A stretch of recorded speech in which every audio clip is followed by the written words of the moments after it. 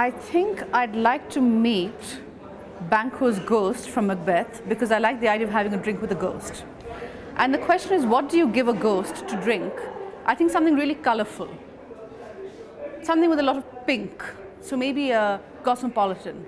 And then you can see this pink go down the invisible ghost. And what I would talk about probably would be about being a ghost, because Shakespeare covered all the other stuff, but the actual fact of being a ghost and what it's like to drink a pink drink as a ghost, I want to know.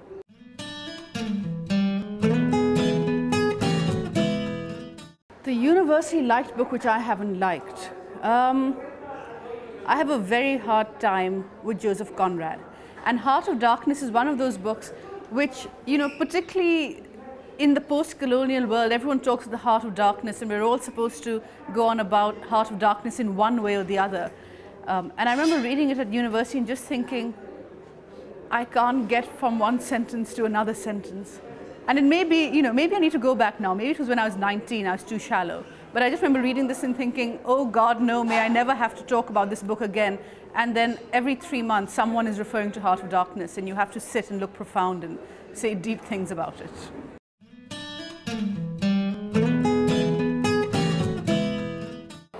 The worst blurb I've ever remembered reading is actually not so much in terms of content, but every now and then you'll come across a blurb written by a writer for another book, and you think, but I know you're best friends. And since I used to think this, that the worst blurbs were those written by one person who's very close to another person. And since then, I've been blurbed by close friends of mine, so now I think it's perfectly fine to have these terrible blurbs where your friends are blurbing you.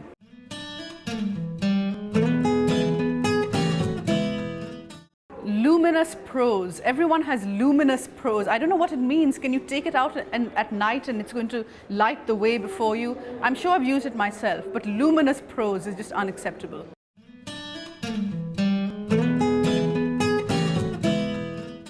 In The English Patient, there's a character called Patrick Lewis, who you only hear about because he's dead. And the first time I read it, I thought, there's this guy, we're hearing about a guy called Patrick Lewis who's dead, I don't care. And then I went and read In the Skin of a Lion, which is an early book by Michael Ondaatje, where you meet Patrick Lewis and you fall in love with him. And then in this whole other book written later, all you know is that Patrick Lewis died. And I just find this so unacceptable, that this character who I loved in one book is just there as this corpse in another book, that I would have to go and take that out, even though it's brilliant. But it's so heartbreaking every time I come across it that I would let Patrick Lewis live.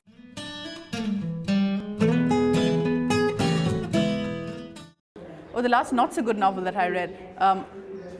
If I say it, it's inevitable that within 3 weeks I'll run into the author and really like them, and then I just feel so humiliated and embarrassed by this whole episode that the only way to answer this is to insult the dead, as I insulted Joseph Conrad with an earlier answer. So again, I'd say The Heart of Darkness, clearly a not so good book.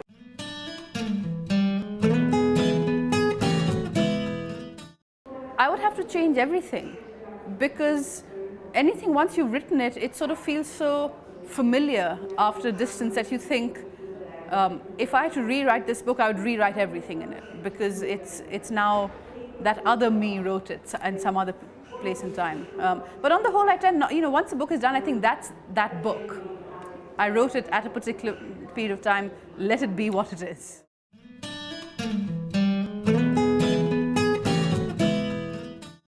I have lots of writing procrastination.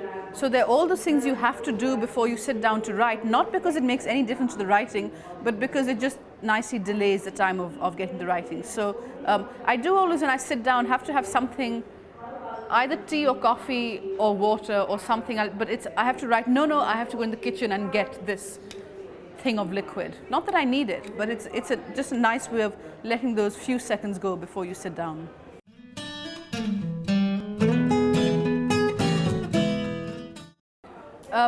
The thing I don't like about writing is not writing, which, those periods when you feel you really should and you want to and you can't think of what to do. So that's no good at all. And the other thing that I don't like about writing is that, what don't I like about writing? That you always want it to be better than it is.